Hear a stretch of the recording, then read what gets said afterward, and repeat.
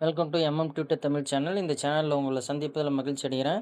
இந்த வீடியோவில் நம்ம எதை பற்றி பார்க்க போகிறோம் அப்படின்னு பார்த்தீங்கன்னா, இன்ஸ்பயர் அவார்டு மாணக் ஆப் மூலமாக எவ்வாறு மாணவர்களுடைய நாமினேஷனை பதிவு பண்ணுறது அப்படிங்கிறத பார்க்க போகிறோம். முதல்ல வந்து பார்த்திங்கன்னா, ப்ளே ஸ்டோர் அப்படிங்கிற ஆப்பை எடுத்துக்கிறோம். இதில் போயிட்டு இந்த சர்ச் பாக்ஸில் நம்ம என்ன பண்ணுறோம் அப்படின்னா, இன்ஸ்பயர் அப்படின்னு டைப் பண்ணுறோம். ஆல்ரெடி நான் பண்ணியிருக்கிறேன். அதனால் எனக்கு வந்துருச்சு ஆப்பு. இந்த இன்ஸ்பயர் மாணக் அப்படிங்கிறத கிளிக் பண்ணுறோம். இது ஆல்ரெடி நான் டவுன்லோட் பண்ணியிருக்கிறனால எனக்கு ஓப்பன் காட்டுது. ஓப்பன் கொடுக்குறோம்.